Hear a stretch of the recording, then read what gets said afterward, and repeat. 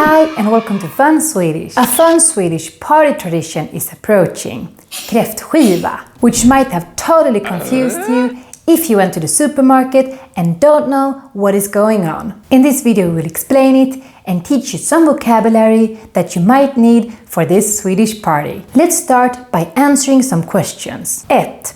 Vad betyder kräftskiva? Kräftskiva is a compound word and it consists of kräfta and skiva. And kräfta is a crayfish, a sort of mini lobster or a giant prawn, which is the main attraction. And skiva is a funny word. It has different meanings. It could be a slice, like en ostskiva. It could also be a disc, like a CD-skiva, or it could be a board, like a bordsskiva. And maybe from this last one, and the idea of having a long bordsskiva to sit together with friends, we have the final and most important meaning of skiva here, party. All that to say that Krftskiva means crayfish party. But if you see the word skiva in another context, be careful. 2. Vad är en kräftskiva? It's a very traditional and very Swedish celebration, in which the main thing is of course to eat crayfish, kräftor. What we traditionally celebrated was the start of the crayfish harvest season. That is why it's also called kräftpremiär, the premiere of the crayfish season. In any case, like with every traditional Swedish celebration, it's full of symbols and rituals. We don't just eat kräftor. We eat other stuff as well to go with the kräftor. And we drink, we sing and play games. But more on all that later. Nummer 3.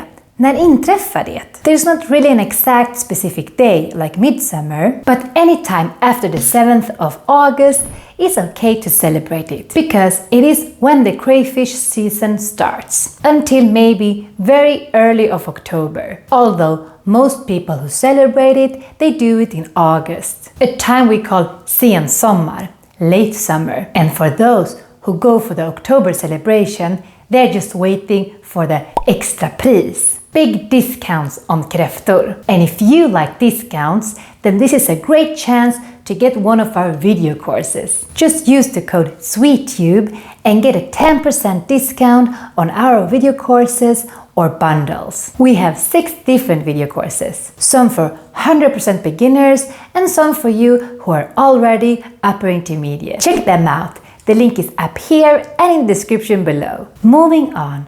Number 4. Vad äter vi? Since it is a crayfish party, we eat of course kräftor, crayfish.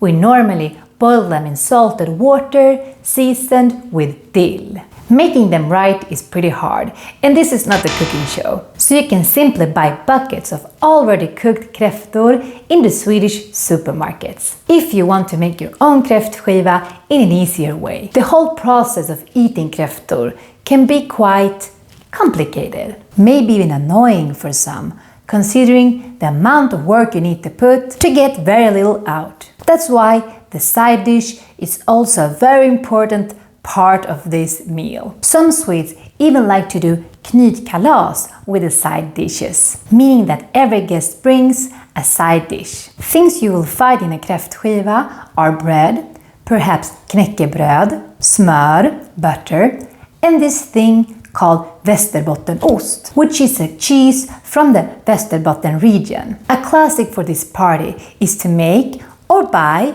a pie with this cheese called Västerbotten pie. It's delicious. Potatissallad is another side dish that is very common, and also some kind of dipping sauce such as aioli. As a starter, some people serve a mushroom soup or toastskagen, which is a very popular Swedish dish, or some salad made of herring. Hopefully this all sounds delicious so far and you're looking forward to join a kräftskiva. But I know that I'm gonna lose some of you with this next thing. There is another Swedish traditional dish that is eating this time of the year, and some people like to mix it with the kräftskiva, since they already made an effort to invite guests and bring them to their landställe. And this food is surströmming. Now, I know what you're thinking. You have seen this poor guy who decides to open a can of surströmming in his car. Here we go. What's happening? But you should never do that. You need to be on the countryside when you're eating surströmming, or at least outside. You're actually not allowed to open a can of surströmming in the apartment, a way to protect your poor neighbors. But let's forget about surströmming now, which is optional and not so common during Krftskiva. But I thought to warn you just in case. Let's move on to 5. Vad dricker vi? Like in many traditional Swedish celebrations, Swedes drink snaps, which is a classier form of a round of shots, to be honest. But in these rounds of shots, we drink classic Swedish spirit drinks, like akvavit, which is super popular during Krftskiva. The key of snaps is to sing a song before every round of shots, also called snapsvisor, and the most famous snapsvisa is Helan går. But there are also some other snapsvisor that are famous for Krftskiva, like Kräftas kärlek till magen or Månen är full. But don't worry, you don't need to learn this by heart. Most people don't. The main host usually prints out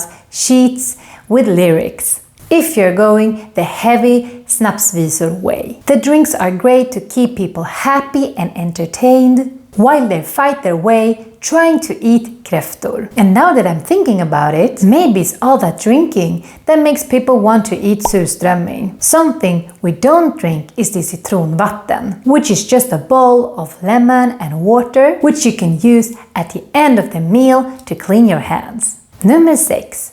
Vad har vi på oss? There are things that you're really gonna notice at the supermarket. We have all kinds of crayfish-themed party accessoires. Funny-looking party hats, kräfthattar, aprons with crayfish print, and bibs, haklappar, which you absolutely are going to need unless you are some kind of crayfish opening wizard. We also decorate everything with a crayfish theme. Tables with paper tablecloth, crayfish themed of course, napkins with little crayfish. We hang girlanger, also crayfish.